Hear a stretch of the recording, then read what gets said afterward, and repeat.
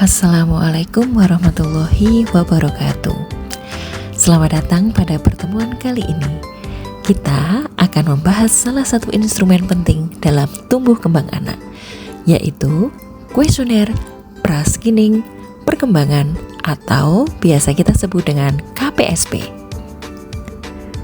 KPSP merupakan alat sederhana namun sangat bermanfaat untuk mendeteksi dini keterlambatan perkembangan anak usia 0 hingga 72 bulan. Materi ini menjadi bagian dari mata kuliah Kesehatan dan Gizi Anak Usia Dini di Program Studi PIAUD Fakultas Ilmu Tarbiyah UIN Raden Mas Said, Surakarta.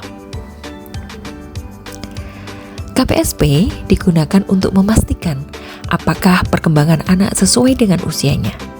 Alat ini sudah distandarisasi oleh Kementerian Kesehatan Republik Indonesia dan dapat digunakan oleh guru PAUD, kader posyandu, maupun orang tua. Jadi, kita sebagai calon pendidik anak usia dini memiliki peran penting dalam memahami dan menggunakan KPSP ini di lapangan. Tujuan utama KPSP adalah untuk menilai kesesuaian perkembangan anak dengan usia kronologisnya. Ada juga beberapa tujuan khusus seperti 1. Mengidentifikasi keterlambatan perkembangan. 2. Membantu merancang stimulasi yang sesuai. 3. Melibatkan orang tua dalam mendukung tumbuh kembang anak. Dan tentu saja memberikan rujukan dini jika ditemukan hal yang menyimpang. Dengan begitu, anak-anak bisa mendapatkan intervensi lebih cepat. Aspek perkembangan anak di dalam KPSP ada 4 bidang utama yang dinilai. 1. Motorik kasar, gerakan tubuh besar seperti menegakkan kepala atau berjalan. 2. Motorik halus, kemampuan menggerakkan tangan dan jari secara terkoordinasi. Bahasa, kemampuan komunikasi verbal dan nonverbal. Sosialisasi dan kemandirian merupakan sebuah interaksi anak dengan lingkungan dan kemampuan menolong dirinya sendiri. Keempat aspek ini harus berkembang seimbang agar tumbuh kembang anak optimal.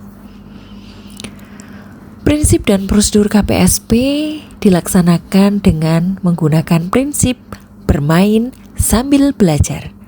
Pastikan anak merasa nyaman, tidak tegang, dan menggunakan alat bantu seperti mainan, lonceng, atau cermin. Prosedurnya sangat sederhana, teman-teman. Yang pertama, pastikan dan tentukan usia anak. Yang kedua, gunakan formulir sesuai usia tersebut.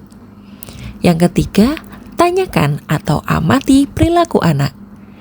Keempat, skor jawaban ya sama dengan 1, tidak atau kadang 0. Hitung total dan interpretasikan hasilnya. Catat di buku KIA atau form SDIDTK. Kita akan mencoba untuk mengimplementasikan formulir KPSP untuk usia 3 bulan. Mari kita fokus pada usia 3 bulan. Salah satu fase penting di awal kehidupan. Ada 10 pertanyaan yang digunakan untuk menilai perkembangan bayi usia 3 bulan.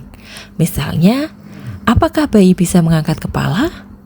Apakah bayi bisa tersenyum saat diajak bicara? Atau bereaksi terhadap suara keras? Setiap jawaban ya menunjukkan pencapaian perkembangan yang baik. Jika ada beberapa tidak, perlu adanya stimulasi tambahan dan pemantauan ulang. Setelah semua pertanyaan dijawab, jumlahkan skor 9-10 poin, artinya perkembangan sesuai usia. 7-8 menunjukkan hasil meragukan dan perlu diulang 2 minggu kemudian. Jika kurang dari 6 poin, berarti ada penyimpangan dan anak perlu dirujuk ke tenaga kesehatan.